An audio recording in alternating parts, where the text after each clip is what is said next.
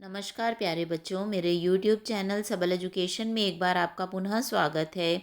आज की कक्षा में हम आपके फर्स्ट टर्म का हिस्ट्री का एक सैम्पल क्वेश्चन पेपर सॉल्व करने जा रहे हैं।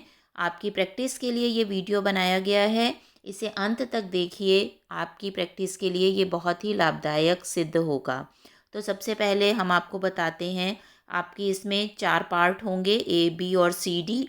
ए पार्ट में से आपको 20 क्वेश्चन करने हैं, बी में से आपको 18 क्वेश्चन करने हैं, सी पार्ट में से 10 क्वेश्चन करने हैं, डी पार्ट में 2 क्वेश्चन मैप के आपको दिए जाएंगे जो दोनों आपको करने हैं।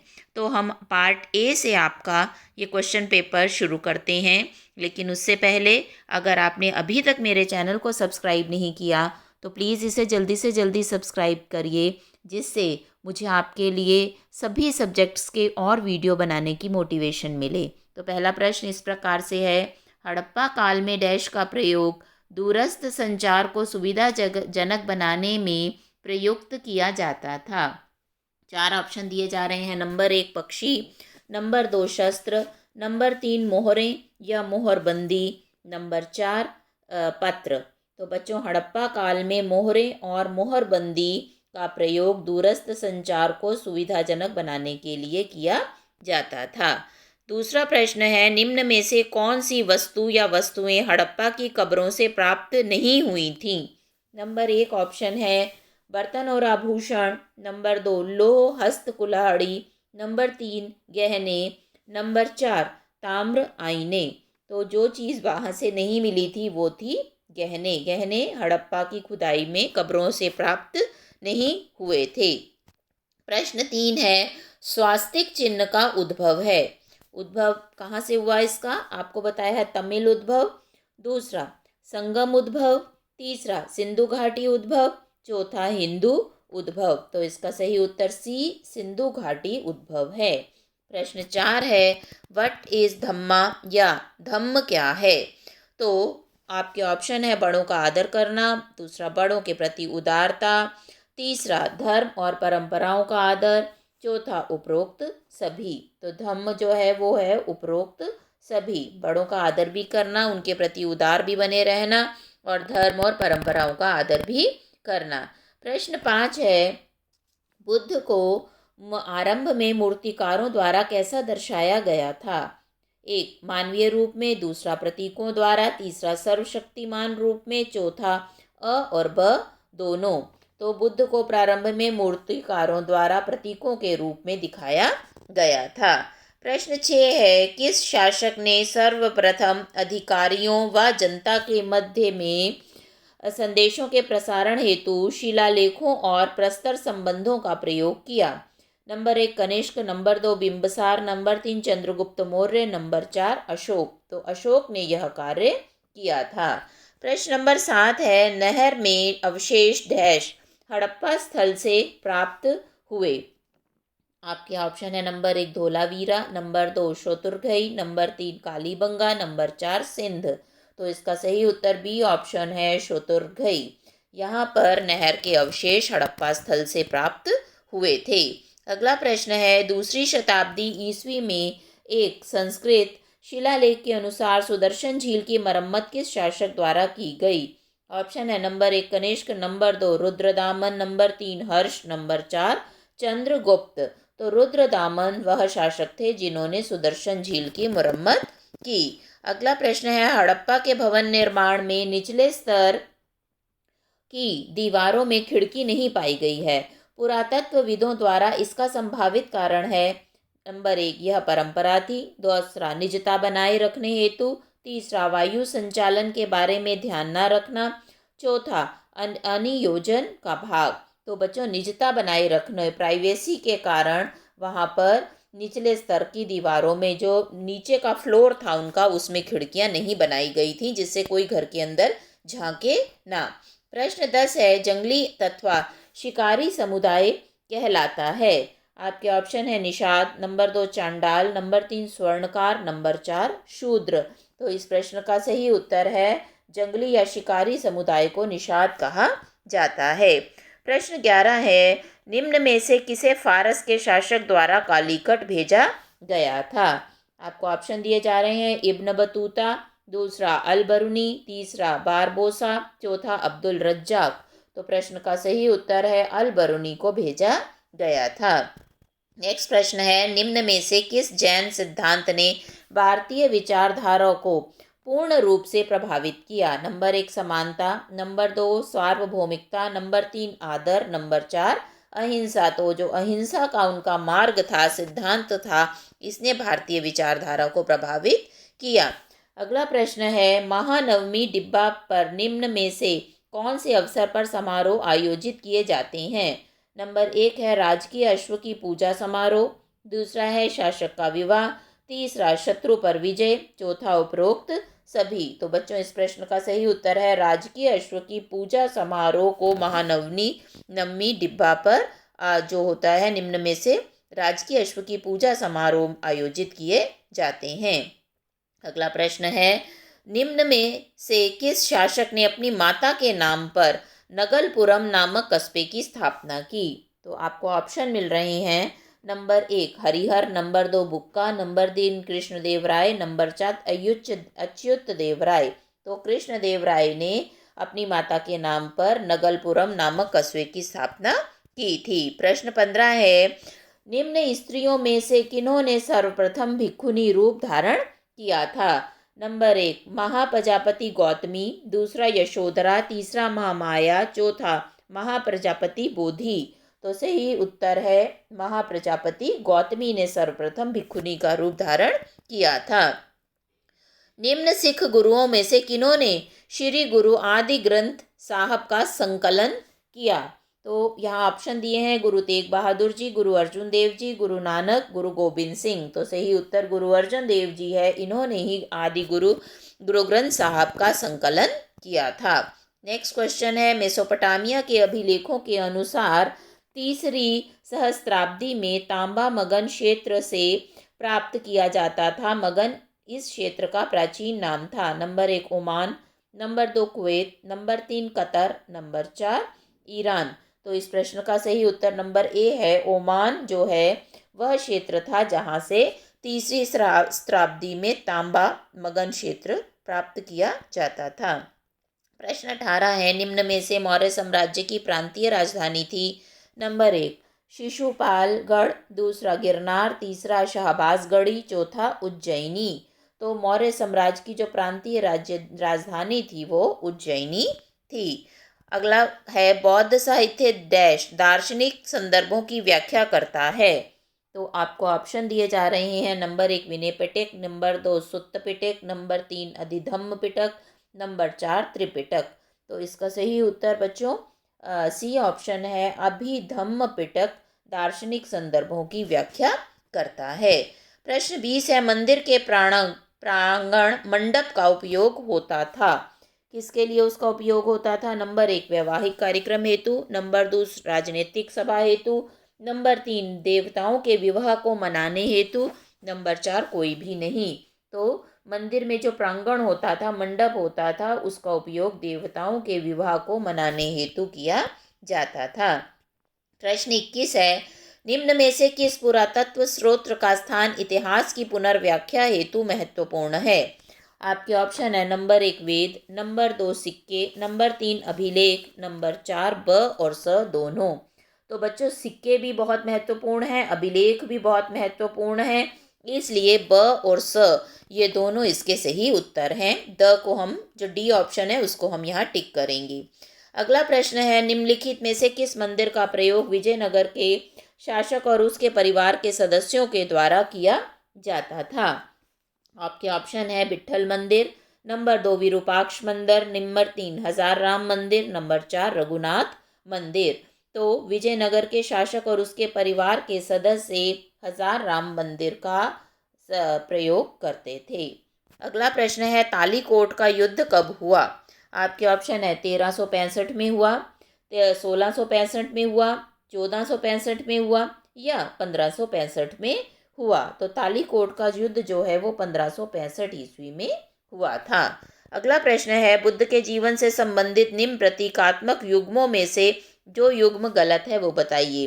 खाली सीट बुद्ध का ध्यान, दूसरा है चक्र बुद्ध का उपदेश, तीसरा है बोधि वृक्ष, सिद्धार्थ का जन्म। चौथा है स्तूप, महानिर्वाण। तो इस प्रश्न का सही उत्तर है सी, बोधि वृक्ष, सिद्धार्थ का जन्म। ये प्रतीक युग्म जो है ये यहाँ पर गलत है। अब बच्चों यहाँ से सेक्शन बी शुरू हो रहा है, जिसमें 22 प्रश्न है, आपको 18 के उत्तर देने हैं। तो यहाँ पहला प्रश्न है, मोहनजोदाड़ो का शाब्दिक अर्थ है मुर्दों का टीला। निम्न में किस शब्द का अर्थ समान है? आपके ऑप्शन है नंबर 1 चहनुदारो, दूसरा सुरकोतदा, तीसरा कालीबंगा, चौथा लोथल। तो जो इसका प्रश्न का सही उत्तर है, ऑप्शन है जो इस शब्द का समान अर्थ वाला है, वो है लोथल। प्रश्न 26 है, पुरातत्वविदों को कलाकृतियों के साथ किस प्रमुख समस्या का सामना करना पड़ा? नंबर 1 खोज, नंबर 2 पदार्थ, नंबर 3 उपयोगिता, नंबर 4 नकल। तो पुरातत्वविदों को कलाकृतियों के साथ उपयोगिता की प्रमुख समस्या का सामना करना पड़ा। प्रश्न 27 है, निम्नलिखित में से कौन सा कथन असत्य है? 4 कथन दिए हुए हैं यहाँ पर। बुद्ध ने शिक्षा उपदेशों के माध्यम से दी। दूसरा, उनकी शिक्षाओं के संकलन को त्रिपिटक कहते हैं। तीसरा, बुद्ध ने उपदेश दूर हेतु दूरस्थ क्षेत्र जैसे श्रीलंका तक की यात्रा की। अब आपको यहाँ 4 ऑप्शन दिए हैं कि केवल अकथन, या सभी तीनों, या अ और ब, या चौथा ब और स। तो जो असत्य कथन है यहाँ पर वो ब और स है। डी ऑप्शन को आप टिक करेंगे कि क्या है ब और स यहाँ पर है, उनकी शिक्षाओं के संकलन को त्रिपिटक कहते हैं। और सी वाला है, बुद्ध ने उपदेश हेतु दूरस्थ क्षेत्र जैसे श्रीलंका तक की यात्रा की। प्रश्न नंबर 28 है, महाभारत के पात्र को निम्न सूचना से पहचानिए। अब कौन सी सूचना है? वे कौरव और पांडव के गुरु और दिग्दर्शक थे। उन्होंने एकलव्य को अपना शिष्य बनाने से मना कर दिया था। वे पांडव और कौरव के गुरु थे। उन्होंने एकलव्य को अपना शिष्य मानने से मना कर दिया था। वो इनमें से कौन थे, आपको ये बताना है। तो बच्चों यहाँ पर आपको ऑप्शन दिए जा रहे हैं, गुरु विशिष्ट, गुरु व्यास, गुरु संदीपनी, गुरु द्रोणाचार्य। तो आप जानते ही हैं वो गुरु द्रोणाचार्य थे। प्रश्न 29 है, निम्न में से कौन सा कथन सही है? प्रथम सहस्त्राब्दी के मध्य जातक कथाएं संस्कृत में लिखी गईं। दूसरा, जातक प्रारंभ में मौखिक कहानियां थी जिन्हें बाद में संकलित किया गया। तीसरा, जातक में प्रजा का अपने शासकों के प्रति विचार दिए गए। अब बच्चों आपको बताना है कौन से कथन इसमें यहाँ पर। तो सभी कथन सही हैं, या अ और ब सही है, या ब और स सही है, या आ और स सही है। तो यहाँ पर जो है ब और स ये दोनों कथन सही हैं। जातक प्रारंभ में मौखिक कहानियाँ भी थीं और जातक में प्रजा का अपने शासकों के प्रति विचार भी प्रकट किए गए हैं। प्रश्न 30 है, दिए गए कथन को सही मानते हुए निर्धारित कीजिए कि इसके आधार पर निष्कर्ष अनुसरण करता है अथवा नहीं। वही बच्चों कथन और कारण वाला प्रश्न है। कुछ जातियां वर्णों में सम्मिलित नहीं थीं। कुछ जातियों ने अपने को वर्णों में समाहित कर लिया था।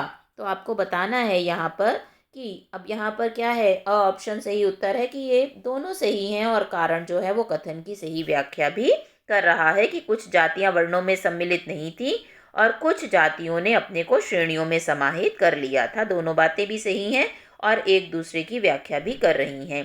प्रश्न नंबर 31 है, कथन है पुरालेख शास्त्र की अपनी सीमाएं हैं। दूसरा, कई बार अभिलेखों में वर्णित शब्दों को सटीकता से नहीं पढ़ा नहीं जा सकता है। तो बच्चों यहाँ भी ये दोनों कथन और कारण दोनों सही भी हैं और जो कारण है वो कथन की सही व्याख्या भी कर रहा है। प्रश्न नंबर 32 है, हड़प्पाई लोगों द्वारा धातु उपयोग से संबंधित निम्न कथनों को देखिए। उन्हें टिन की जानकारी थी। उन्होंने लोह औजार का प्रयोग किया। उन्होंने सीसा का उपयोग वृहत स्टार पर किया। उन्होंने कांस्य का प्रयोग किया। उपरोक्त में से कौन से वाक्य सही हैं? तीसरा और चौथा, दूसरा और तीसरा, पहला और चौथा, पहला और तीसरा। तो बच्चों यहाँ पर जो पहला और चौथा वाक्य है ये बिल्कुल सही है कि उन्होंने टिन की उनको जानकारी थी, उन्होंने कांस्य का प्रयोग भी किया। प्रश्न नंबर 33 है, निम्न सूचना के आधार पर महाभारत के पात्र को पहचानिए। वह पांचाल राज्य से संबंधित थी, उनका विवाह बहुपति विवाह का एक उदाहरण है। तो आपके ऑप्शन है Hidimba, number 2 Subhadra, number 3 Draupadi, number 4 Gandhari. तो आप जानते हैं बहुविवाह गांधारी का ही हुआ था और वो पांचाल राज्य से भी संबंधित थी। नेक्स्ट क्वेश्चन है, यह किस शासक के बारे में बताया गया है?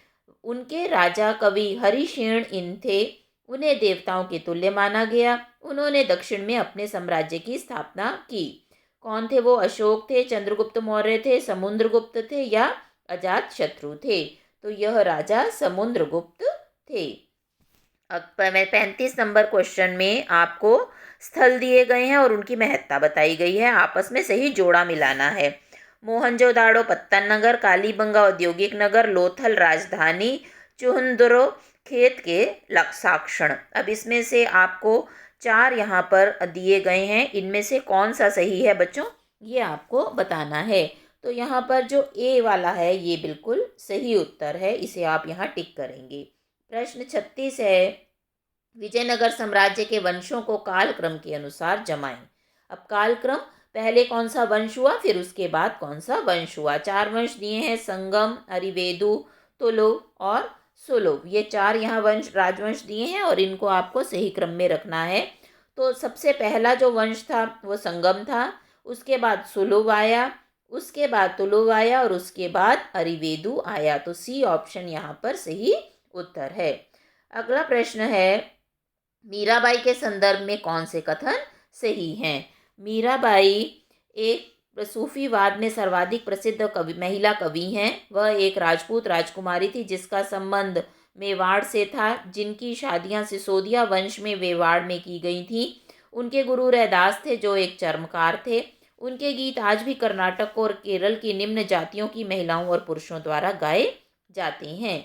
अब 4 में से कौन कौन से कथन सही हैं आपको बताने हैं। पहला और दूसरा, पहला और चौथा, दूसरा और तीसरा या सभी। तो बच्चों मीराबाई के संदर्भ में जो दूसरा और तीसरा कथन है वो बिल्कुल सही है, इसलिए सी इसका सही उत्तर है।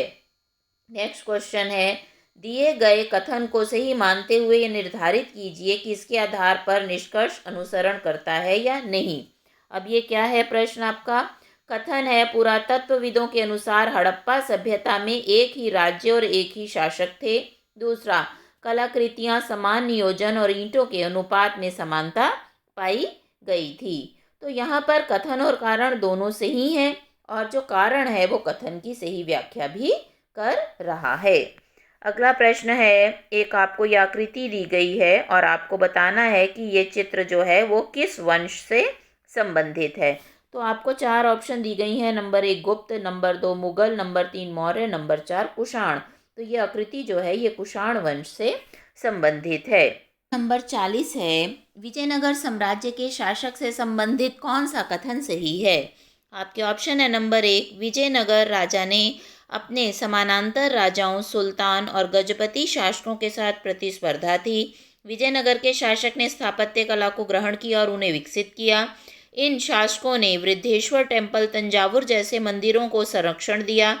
चौथा, विजयनगर के शासक अपने आप को प्रियदर्शी कहते थे, जिसका अर्थ था ऊंचाई। निम्नलिखित में से कौन से कथन सत्य हैं? तो बेटा यहाँ पर आपको ऑप्शन मिल रहे हैं 1, 2 और 4, 1, 2 और 3, 2, 3 और 4 या उपरोक्त सभी। तो विजयनगर के शासकों के बारे में पहला, दूसरा, तीसरा तीनों कथन बिल्कुल सत्य हैं। अगला प्रश्न है, पुरातत्वविदों के अनुसार डैश गणेश्वर जोधपुरा संस्कृति का केंद्र था। Mohenjodaro, number 2 Nageshwar, number 3 Khetri, number 4 Dholavira. तो नागेश्वर जो था वो गणेश्वर जोधपुरा संस्कृति का केंद्र था। प्रश्न नंबर 42 है, सूफीवाद से संबंधित कथनों का अध्ययन कीजिए। नंबर 1, उन्होंने भौतिकतावाद के विरोध में वैराग्य और रहस्यवाद का समर्थन किया। दूसरा, उन्होंने कुरान की व्याख्या अपने अनुभवों के आधार पर की। तीसरा, अमीर खुसरो शेख निज़ामुद्दीन औलिया के शिष्य थे। चौथा, शेख मोइनुद्दीन चिश्ती दिल्ली से थे। तो इन कथनों के अध्ययन के बाद आपको ये बताना है कि उपरोक्त में से कौन से कथन सही हैं। पहला, दूसरा और तीसरा, या पहला, तीसरा और चौथा, या तीसरा, चौथा और पहला, या उपरोक्त सभी। तो सी इसका सही उत्तर है। तीसरा, चौथा और पहला कथन यहाँ सूफीवाद के संबंध में बिल्कुल सही है। प्रश्न नंबर 43 है, बौद्ध धर्म से संबंधित निम्न वाक्य में से कौन सा सही नहीं है। आपके ऑप्शन है, यात्रियों जैसे वाहयान और वेनसांग ने चीन से भारत बौद्ध धर्म से संबंधित ज्ञान प्राप्ति हेतु यात्रा की। दूसरा, बोधिसत्व में दयालुता को गहनता से महसूस किया। तीसरा, बोधिसत्व ने अपनी योग्यता को संचित किया और उसे निर्वाण हेतु उपयोग किया। चौथा, महायान का अर्थ है श्रेष्ठ यान। अब आपको इसमें से बताना है कि बौद्ध धर्म के बारे में कौन सा वाक्य है जो सही नहीं है। तो बच्चों यहाँ पर अ है, यात्रियों जैसे फाहियान और ह्वेनसांग ने चीन से भारत बौद्ध धर्म से संबंधित ज्ञान प्राप्ति हेतु यात्रा की, ये कथन सही नहीं है।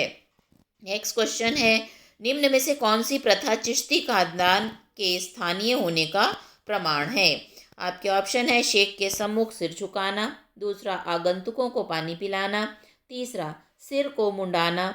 चौथा, यौगिक क्रियाएं। अब इसमें नीचे ऑप्शन हैं, पहला और दूसरा कथन सही है, केवल पहला सही है, तीसरा और चौथा सही है, या सभी कथन सही हैं। तो बच्चों यहाँ पर तीसरा और चौथा कथन जो है वो सही है। तीसरा कथन है सिर को मुंडाना और चौथा है यौगिक क्रियाएं। तो चिश्ती खान का स्थानीय होने का यह प्रमाण है। प्रश्न नंबर 45 है, दिए गए कथनों को सही मानते हुए निर्धारित कीजिए कि इसके आधार पर निष्कर्ष अनुसरण करता है अथवा नहीं। ये फिर वही कारण और कथन वाला प्रश्न है। नायकों द्वारा गोपुरम का निर्माण किया गया। दूसरा, नायक मंदिर निर्माण में विश्वास करते थे। ये कथन और कारण जो हैं ये दोनों सही हैं, लेकिन कारण जो है वो कथन की सही व्याख्या नहीं कर रहा। ये इसका डी ऑप्शन है कि कथन गलत है और कारण सही है। कथन है नायकों द्वारा गोपुरम का निर्माण किया गया, जो सही नहीं है, और कारण नायक मंदिर में निर्माण में विश्वास करते थे, यह सही है। तो डी ऑप्शन इसका सही उत्तर है। यहाँ पर आपको एक चित्र ये दिखाया गया है, तो चित्र को देखकर आप बताएंगे कि ये कहाँ स्थित है। Number 1 Sanchi, number 2 Amravati, number 3 Gandhara, number 4 Deogarh. तो ये जो आपको चित्र दिखाया जा रहा है बच्चों, ये सांची का चित्र है, तो ये सांची में स्थित है। अगला प्रश्न जो है वो दृष्टिबाधितों के लिए है, और उसके बाद सी सेक्शन प्रारंभ हो गया, जिसमें आपको एक केस दिया जा रहा है और उस केस के आधार पर आपको प्रश्नों के उत्तर देने हैं। तो पहला जो यहाँ पर कथन है आपको दिया जा रहा है वो ये है कि बाबा गुरु नानक का जन्म ननकाना साहिब हेतु गांव में एक हिंदू परिवार में हुआ था। कारण, ननकाना साहिब गांव पंजाब में रावी नदी के समीप स्थित है। अब यहाँ पर है कारण और कथन आपको बताने हैं, तो दोनों सही है, और कारण जो है वो कथन की सही व्याख्या भी कर रहा है। गुरु नानक देव जी का जो जन्म है वो ननकाना साहिब में एक हिंदू परिवार में हुआ था, और ननकाना साहिब जो है वो पंजाब में रावी नदी के किनारे पर ही स्थित है।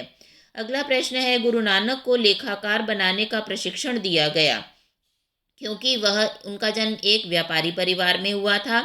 वे स्वयं लेखाकार बनना चाहते थे, वे कहीं जाना नहीं चाहते थे, और दोनों। तो इसलिए उन्हें लेखाकार बनने का प्रशिक्षण दिया गया क्योंकि उनका जन्म जो था वो एक व्यापारी परिवार में हुआ था। अगला प्रश्न है यहाँ पर, बाबा गुरु नानक ने अपने शिष्यों को एक समूह में स्थापित किया और सामूहिक उच्चारण और पूजा हेतु नियम बनाए। क्यों? क्योंकि उनके अनुसार रब निर्गुण है। उन्हें सूफी और भक्त पसंद थे। अ और ब दोनों, उपरोक्त कोई नहीं। तो बाबा नानक जो थे वो ये जानते थे, उनका ये मानना था कि रब जो है वो निर्गुण है, वो किसी भी आकार में बंधा हुआ नहीं है। अगला प्रश्न है, दिए गए उद्धरण में शब्द का क्या अर्थ है। नंबर 1, गुरु नानक ने अपने विचारों को भजन के साथ प्रस्तुत किया जिन्हें शब्द कहा गया। दूसरा, सूफी गाने। तीसरा, फारसी भाषा की कविताएं, उपरोक्त सभी। तो बच्चों इसका भी ए उत्तर है। शब्द जो हैं वो हैं जो गुरु नानक जी ने अपने विचारों को भजन के साथ प्रस्तुत किया। गुरु नानक ने किस भाषा में अपने प्रवचन दिए। Number 1 Hindi, number 2 Urdu, number 3 Punjabi, number 4 फारसी। तो इसका सही उत्तर है गुरु नानक जी ने पंजाबी में अपने प्रवचन दिए। अगला प्रश्न है, बाबा गुरु नानक ने अपने उपरांत किसे गुरु नियुक्त किया? नंबर 1 अंगद, नंबर 2 अर्जुन देव, नंबर 3 गुरु गोबिंद सिंह, नंबर 4 अ व ब दोनों। तो उन्होंने अपने बाद गुरु अंगद देव को अपने स्थान पर गुरु नियुक्त किया। अब यहाँ एक अगला पैराग्राफ विजयनगर के राजा कृष्णदेव राय के बारे में है और उस पर आधारित प्रश्न है, कृष्णदेव राय डैश वंश से संबंधित थे। आपको उनका वंश बताना है। 4 है, नंबर 1 सालुव, नंबर 2 चोला, नंबर 3 संगम, नंबर 4 तुलुव। तो वो तुलुव जो वंश है उससे संबंधित थे। राज्य कला पर लिखा ग्रंथ तेलुगु ग्रंथ है अमुक्त्याल्यद, दूसरा है तंत्रुमाल्य, तीसरा है समरकंदी, चौथा है मुक्ति वाहिनी। तो इसका सही उत्तर जो है वो राज्य कला पर लिखा गया जो तेलुगु ग्रंथ है वो है अमुक्ताल्यद। प्रश्न नंबर 55 है, निम्न में से कौन सी 2 मुख्य नदियां विजयनगर राज्य के जल का स्रोत थीं? आपके ऑप्शन है, नंबर 1 कृष्णा और गंगा, नंबर 2 तुंगभद्रा महानदी, नंबर 3 गंगा और महानदी, नंबर 4 कृष्णा और तुंगभद्रा। तो सही उत्तर बी है, तुंगभद्रा और महानदी वे 2 नदियां थीं जो विजयनगर राज्य का प्रमुख जल स्रोत थीं। प्रश्न नंबर 56 है, राय के लिए प्रयुक्त शब्द था? नंबर 1 नायक, नंबर 2 अमर नायक, नंबर 3 शासक, नंबर 4 सुल्तान। तो राय शब्द जो है वो शासक के लिए प्रयोग किया जाता था। प्रश्न नंबर 57 है, विजयनगर की स्थापना हुई 1336 में, 1565 में, 1800 में या 1498 में? तो विजयनगर की स्थापना 1336 में हुई थी। इसका सही उत्तर है। अगला प्रश्न है, सेना नायक के लिए प्रयुक्त शब्द था? नंबर 1 इक्ता, नंबर 2 राय, नंबर 3 नायक, नंबर 4 मुख्यमंत्री। तो उनके लिए नायक शब्द का प्रयोग किया जाता था। तो बच्चों इसके बाद मानचित्र का पेपर आपका आ जाएगा जिसमें भारत में दिए गए मानचित्र स्थानों को दी गई सूचना के आधार पर चिन्हित करें। ये आपको ये स्थान दिए गए हैं जो चिन्हित करने होंगे और इस तरह से आपके क्वेश्चन पेपर में कुल 60 प्रश्न होंगे। तो आशा है ये वीडियो आपको अच्छा लगा होगा। अगर आपको अच्छा लगे तो इसे ज़्यादा से ज़्यादा शेयर कीजिए जिससे और बच्चों को भी इसका लाभ मिले और साथ ही मेरे चैनल को सब्सक्राइब कीजिए जिससे कि आने वाले वीडियोस की जानकारी भी आपको समय से मिलती रहे। धन्यवाद।